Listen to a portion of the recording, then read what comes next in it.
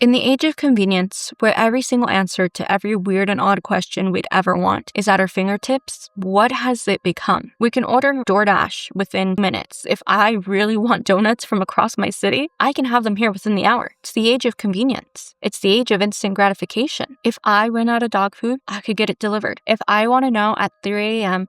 who chose the colors of the stoplights to be red, green, and yellow, I could find out. If I want to know how to clean a stain of soy sauce from my shirt at 2 in the afternoon, I could Google it. If I need to take a picture of something that has a QR code, my phone will pull up the URL quickly. But at the same time, we know our phones listen to us. Have you ever talked into your phone about something, I don't know, a little weird, and then somehow later that week, you're getting targeted ads for something you've never even thought of before? You've never even really spoke about till earlier in the week when you and your friend were discussing, yeah, we have reached a police state. And it's really all our faults. We've allowed our phones and our technology to track our every single location throughout the day. Willingly put cameras all around our house that record 24/7. Not just by the doorbell, but in front of the garage, by the trash cans, in your backyard. Cameras inside your house to see the main living areas like the kitchen and the living room, and maybe even bedrooms. The police state we've reached is not just policing by cops or sheriffs or law enforcement or even the government. We've reached full 1984 Orwell totalitarian state. And it's all our fault because we let the age of convenience go a little too far to our head and we allowed ourselves to police everyone else's every move. Hey, I'm Serenity and this is my channel and welcome back to another episode of Hometown Horrors. Today we're actually going to be discussing something that's been on my mind a lot over the past couple years, and that is how we have entered a police state, and it's all our fault. To some extent, I think our leniency and our refusal to read terms and conditions have aided to the moment we are currently in. So we have a lot to get through. Most of this is backed by research, but I'm also going to be giving a lot of my opinions. So before we begin, I do want to give trigger warnings for police brutality. We're going to be talking about the system of policing, ICE, and surveillance states. So really just like people watching you. If you believe any of these topics you'd be unable to handle, please stop watching, put yourself first, and I'll see you at a later date with a different video. If I get any information wrong, please kindly let me know down below. I try to use only trusted sources, but sometimes things get lost in translation. As always, sources will be linked down below. Lastly, this video is an informational research study that I'm sharing for academic entertainment reasons only. I mean absolutely no harm to anyone mentioned, especially the victim and the victim's family. There are really no particular victims in this case. It is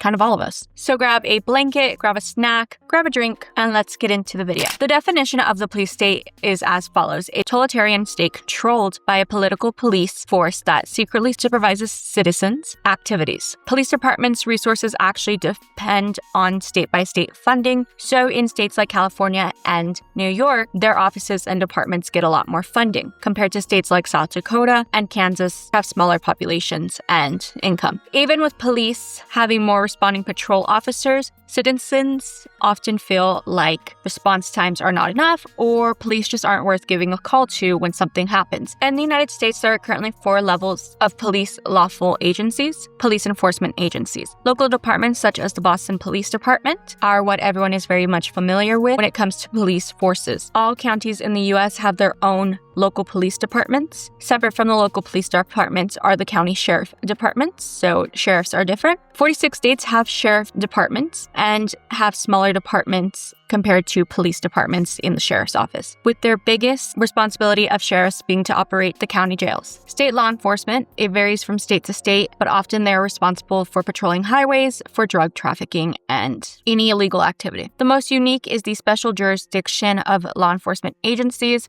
which parole college and university campuses. The largest example of this is actually the special department that patrols the University of Texas school system across multiple different cities. So in Texas, the state school system we have is the University of Texas at Austin, the University of Texas at San Antonio, University of Texas at Arlington, University of Texas at Houston, University of Texas at El Paso. All of them, the state schools basically. So think like in California, Davis, Santa Barbara, UCLA, Irvine, I believe. That is a special police force. The University of Texas has the largest separate special jurisdiction police force in all of the U.S. Above all, of all 4 agencies, there is is the federal law enforcement agencies responsible for certain types of crimes. So we have the FBI, the U.S. Marshals, the Postal Service, police. You don't ever want to mess with them. If you get on their bad side, you're going to jail. They have, I believe it's like a 96% conviction rate. And you have the Secret Service, CIA, the three-letter agencies, basically. And those are by the government. Police do hold a monopoly over cities. So if something happens, like someone's trying to break into your house, your only option is to call the police if you want law enforcement involved. The other option is to call like a family member or something. There is no choice of who you report that crime to. The police is your only option. It's unlike choosing an ER to go to when you get injured. So if you break your ankle, you probably have a couple choices of ERs you want to go to. We don't have that choice. There is one police system. And it's evident that as there is a monopoly over the system, citizens are more and more holding their system accountable for their actions while still being responsible for law and order. The police still have that responsibility and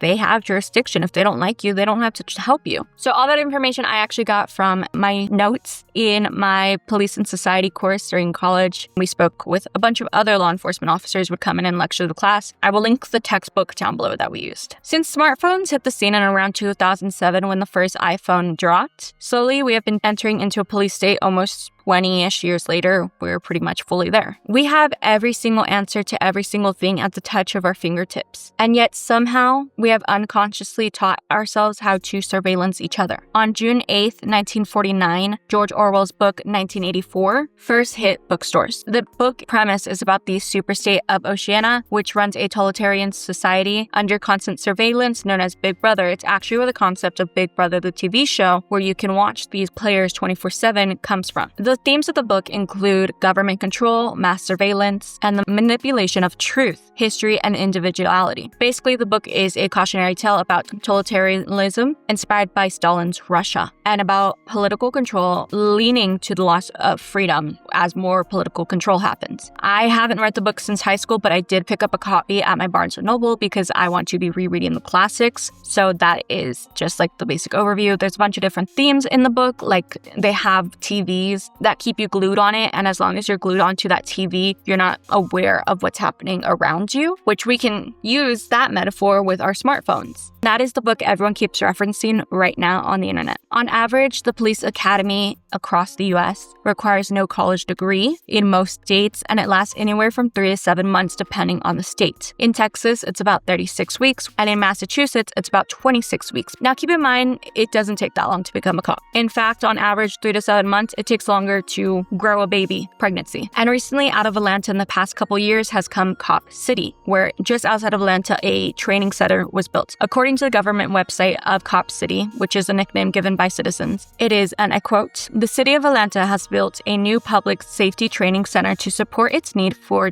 dedicated training space with modern facilities for personnel. The new center allows sworn officers, civilian responders, firefighters, EMS, and E911 staff to train locally and collaboratively using modern philosophies and methodologies rooted in harm reduction. But it is a place, according to locals in Atlanta, where cops are going to be trained in new technology to use against the local citizens, and it is where a martial law could be enforced. Being trained in martial law, basically. This goes into propaganda. It's a term combining the words cop and propaganda. Skip Intro here on YouTube has a bunch of fabulous video essays. I will link him down below. You have to go check them out. But according to Alec Karakarstasky, his book, Propaganda, How Police and Media Manipulate Our News, describes this topic as, and I quote, propaganda as a special kind of propaganda employed by police, prosecutors, and news media that strokes fear of police-recorded crime and distorted society's response to it. So it is that who they report on. So think of certain cases you see in the media. Who are they most likely to report on? It is white women compared to people of color going missing. For the news outlet aspect of it, let's go ahead and look at our streaming services because I don't think many of us have cable TV anymore. I have streaming services. How many of the shows airing right now on TV have cops or are about cops? And it's the main storyline. It's not like Abbott Elementary where a cop gets called and it's the theme of an episode. I'm talking about the whole series is about cops. So what comes to mind is 911. It's about firefighters and cops. The Rookie, Blue Bloods, I believe it's Boston now, Chicago PD, the list goes on. And you notice how all of those air on the 3 major networks, Fox, ABC, and NBC. So the question we get asked is, why do we have so many cop shows? Like, really think about it.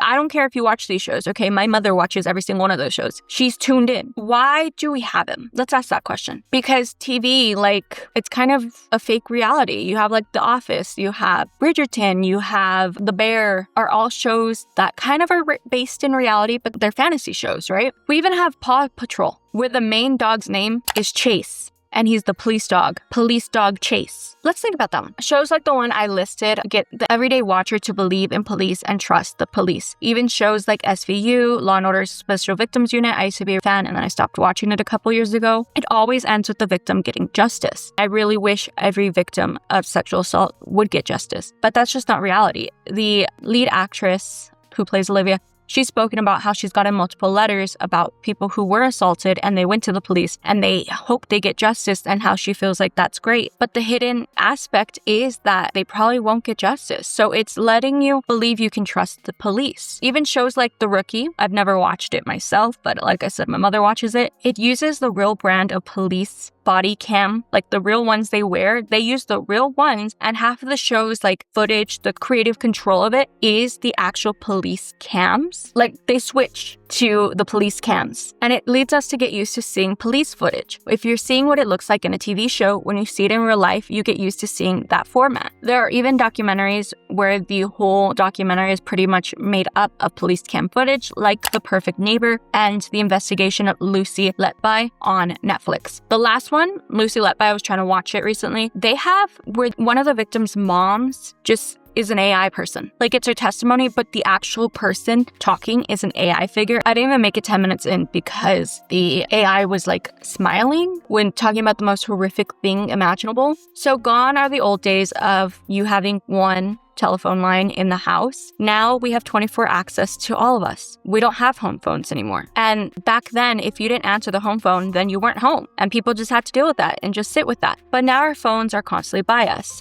They sleep right next to us. We go to the restroom with them. We shower with music playing on them. If I don't answer a text within like the day, I feel extremely guilty, even though not everyone needs to have 24-hour access to me. If I respond to a text late, oh well. Unless it's something urgent, right? So this goes into how we are willingly putting cameras in our homes to watch our kids and our pets. And like a baby monitor, it's very freaking useful because sudden infant death syndrome is on the rise. And I think baby monitors are needed. I mean, back in the old days when I was a baby, we had like the radio ones. Now we have the actual Nest cameras, I think they're called. But cameras are everywhere and we're putting them everywhere in our house. It's kind of like Target, if you don't know. They work with the FBI to have security camera of every inch of their stores, and we're doing that to our own house where we're supposed to be relaxed. We know our phones listen to us and we play it off as a joke. We get targeted ads based on what we're talking about and what we search once in a while, and the amount of mixing bowls and Snoopy pajama ads I get on the regular is kind of insane.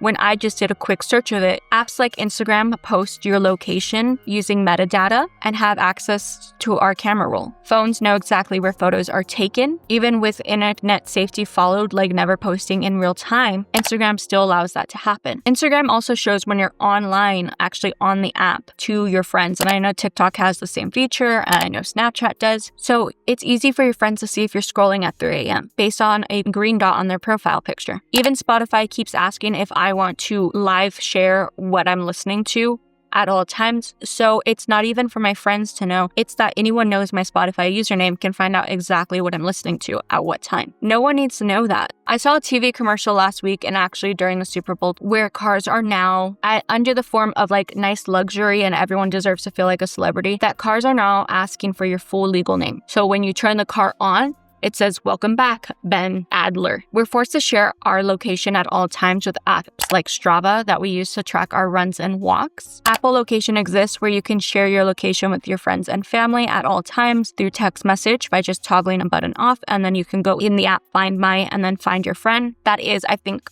kind of a normal thing. But then there's apps like Life 360, which take it a little step further where you can know where your friend is at every single moment in the day. just by having that app on your phone. When I volunteered with children in a middle school, these 12-year-olds were obsessed with tracking their friends' locations at all hours of the day, even if the friend was just in the classroom next to them. They would come into this after-school program and literally talk about like, hey dude, I saw you were at the movies last night. Why didn't you bring me my favorite candy? That's not normal. In order for my Oura Ring to give me the correct vital information, like my steps, my heart rate, my sleep, it has to somewhat be near my phone. So if I wanted to track my walk as I walk my dogs daily, I would have to take my phone with me. I can't just leave it there. And yet, if I just wanted an unplugged walk, if I left my ring at home, if I left my phone at home, if I left the AirPods at home, just me, my dog, and their leash, I wouldn't be without technology, actually, or left in anonymity, because I would be seen on every single one of my neighbor's Ring's camera. And if it's not a Ring camera, it's some other form of camera, like a Nest or other brands, Arlo. At that point, we're policing each other. There's no reason that I need to be on a camera when I am walking to go get my mail. That's not to say like I don't have cameras myself in certain parts. It's that everyone has one. And where is that footage going? So the Ring camera Super Bowl commercial. So the problem with the cameras is the footage is not stored locally, like within your own server. It is uploaded to the cloud, and these companies have access to all of them. And you're paying them a subscription fee to get them to work, but at the same time, they're taking that information from you, and they have that footage, if that makes sense, like the full footage, all of it. So during the Super Bowl, Ring aired a commercial about dogs, that when your dog gets out, they can activate Ring camera to help find your dog. I will say one time, my dog did get out, the love of my life. And you know how I found her? Through old-fashioned taping flyers. She was back the next day. It's not about finding dogs. Your dog should be chipped if someone takes your dog. And if you have all these Ring cameras, someone's bound to see your dog. It's about using these cameras that you have, and then the company can just turn them on and use it for nefarious reasons. There's stories of people who don't pay for the subscription for live footage, and then they go back and activate it, and they have backdate footage from when they weren't paying. So that camera is already recording without their permission. And it could be as simple as like you have a pool in your backyard, so you have a camera out there. What are they doing that footage of you and your friends in bathing suits? Where does that footage go? Think about it. If it's not stored locally, or it's not stored onto an SD card, and once it fills up, you replace the SD card.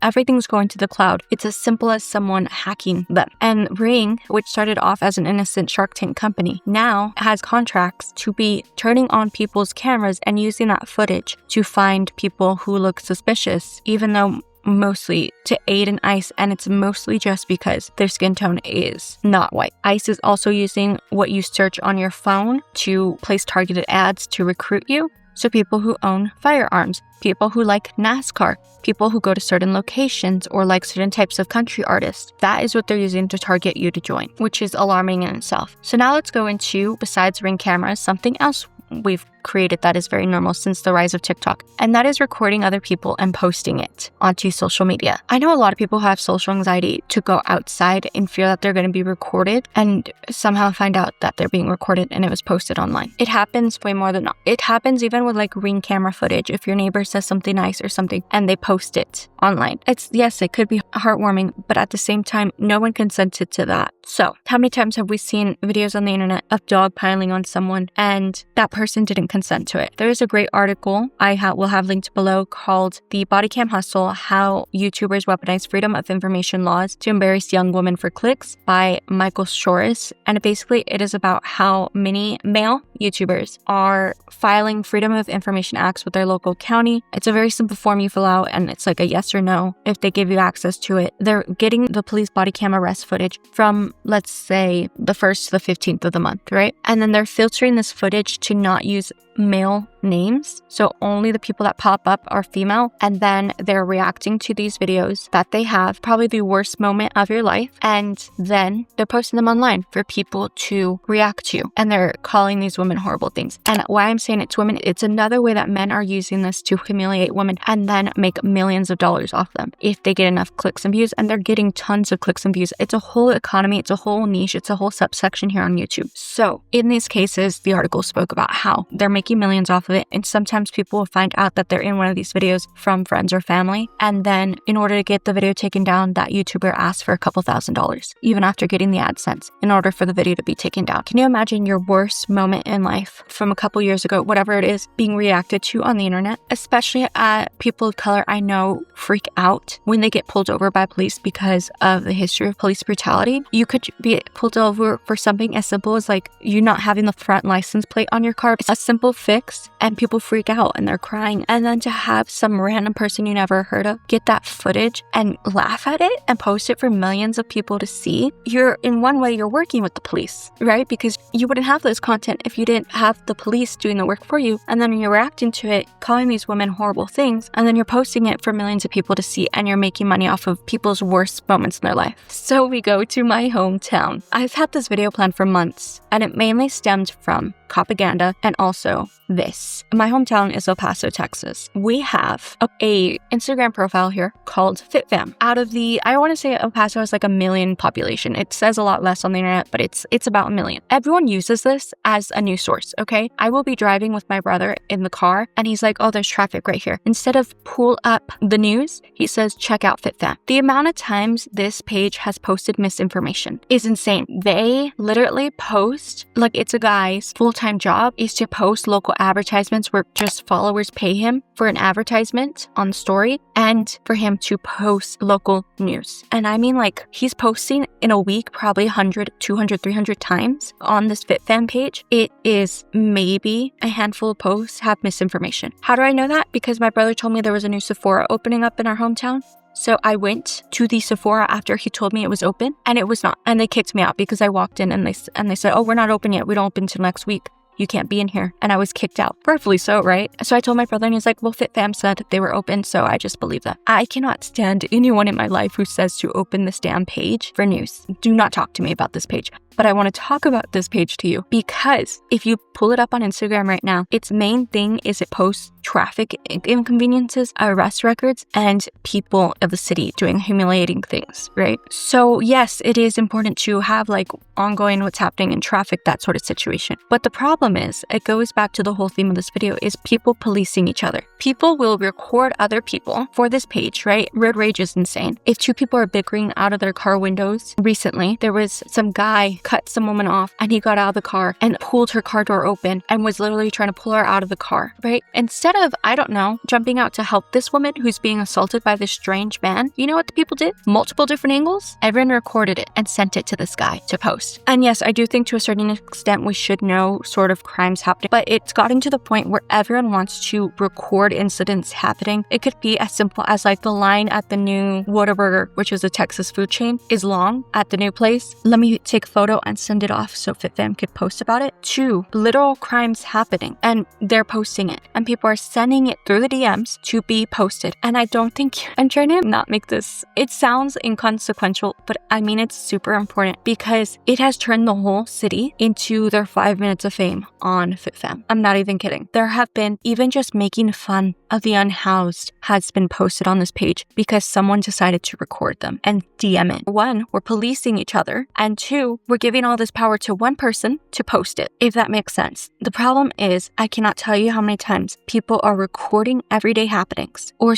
simple like traffic accidents, which yes, that information is needed, but sometimes the freeway is just going to be slow. Sometimes that's it. And they're recording each other in our worst moments and then sending it over to FitFam to be posted in hopes of getting a video credit tag. And the comments on these are the worst thing I've ever seen. You think like Instagram comments are bad? This is horrible. The most vitriol thing you can imagine. That's what I mean by this is, it's only, of course it'd be like an El Paso thing because why wouldn't it be? Of everything that we spoke about cultivating into this one social media form. Go look at the page. I swear to you, you're going to be like, seriously? And everyone in the city relies on this damn page for news instead of, I don't know, local news networks or researching themselves. If something's happening, instead of like, hey, what's happening in the city this weekend? Where are the best places to go for Valentine's Day? No, you know where they turn to? I'm not even kidding, FitFam. So it's really weird because I talk about all that and it's such a double-edged sword, I think, is the issue. It is hard because like this, I do this for a living, right? I talk to a camera, but it's both filming and posting to hold people accountable when I think we do need to do that. Like some people do need to be called out, but also it's people being too comfortable with it, right? Like if you see someone out wearing something you don't like, why are you recording them to post it? It gets to the point, right? So with FitFam, it is instead of like an actual crime is happening, calling 911, they record it and then they send it to this Instagram page. That's the issue. And very few, I would say out of all the posts, maybe 5%, and that's being generous, does the footage from this page actually help in investigations, if that makes sense. So it's this double-edged sword of, yes, I think we are in a great age where we have so much access at our fingertips, but at the same time, we've turned into controlling